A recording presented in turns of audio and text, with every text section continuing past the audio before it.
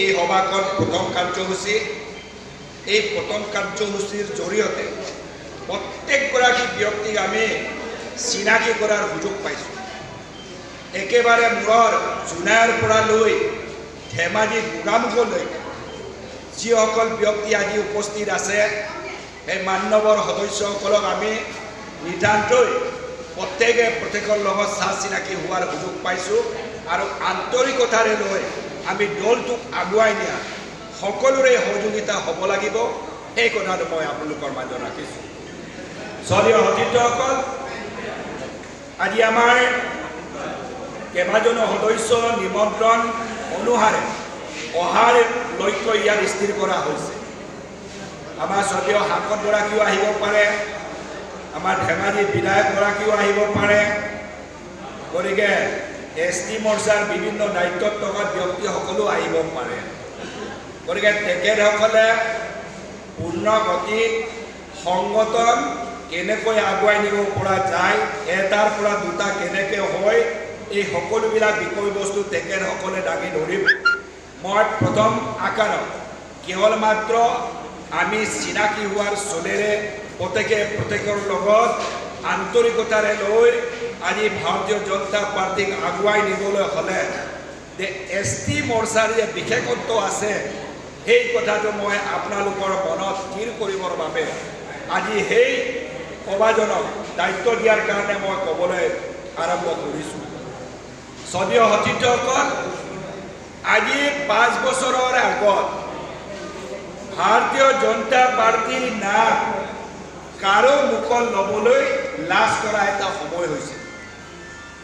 এনে এটা সময় আছিল, মানুহ বুটলি পাবলৈ নাই, মানুহ বিচাৰিলেও নাহে, মানুহ মাতিলেও নাহে, এনেকুৱা পৰ্যায়ৰ পৰা আজি 2014 চনত প্ৰথমবাৰৰ বাবে ভাৰতবৰ্ষত এনে এগৰাকী নেতা আহিল, যিগৰাকী প্ৰধানমন্ত্ৰী আজি তেখেতৰ আগমনৰ লগে লগে ভাৰতীয় জনতা পাৰ্টিৰ যিখিনি আকাৰৰ ৰূপ ল'লে, আমি আজি বিচুতি খাব লগা হৈছে যে সমগ্ৰ ভাৰতবৰ্ষত এনেধৰণৰ আলোড়ন সৃষ্টি কৰিলে মাননীয় প্ৰধানমন্ত্ৰী ডাঙৰীয়াই আজি ভাৰতীয় জনতা পাৰ্টিৰ সভা বুলি ক'লে মানুহৰ কোনো সীমা নোহোৱা হয়। গতিকে স্বৰ্গীয় সতীৰ্থসকল, এনে এটা সময়ৰ পৰা বাগৰি আহি আজি সুন্দৰভাৱে ইয়াত চিমেণ্ট চাপৰিৰ দৰে অঞ্চলস্থ এৰিয়াত আমি ST মৰ্চাৰ সভা কৰিবলৈ পাই নথৈ সুখী হৈছোঁ।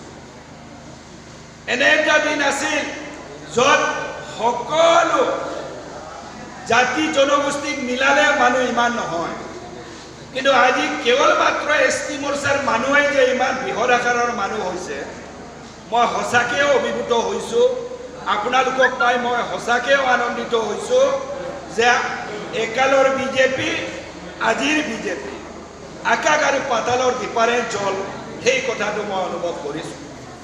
গতিকে স্বৰ্গীয় সতীৰ্থসকল, আপোনালোকক বিভিন্ন ধৰণে ইয়াত দায়িত্ব দিয়া হৈছে।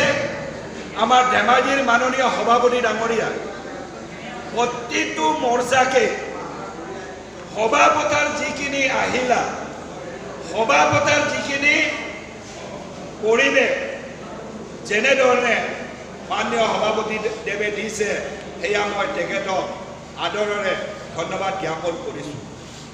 স্বৰ্গীয় সতীৰ্থসকল, কেইদিনমানৰ আগত মহিলা মৰ্চাৰ সভাও দেখিছোঁ আৰু দেখিছোঁ OBC মৰ্চাৰ সভাও দেখিছোঁ। অসমৰ বিভিন্ন প্ৰান্তত মৰ্চাৰ সভাবিলাক চাবলৈ গ'লে একোটা বৃহৎ আকাৰৰ সভা যিধৰণে এই অক্টোবৰ মাহত অনুষ্ঠিত হৈ গ'ল, অনাগত দিনত পুনৰবাৰ এই নৱেম্বৰ মাহত প্ৰায় 3000তকৈও সভা অসমত অনুষ্ঠিত কৰাৰ কথা আমাৰ মাননীয় ৰাজ্যিক সভাপতিয়ে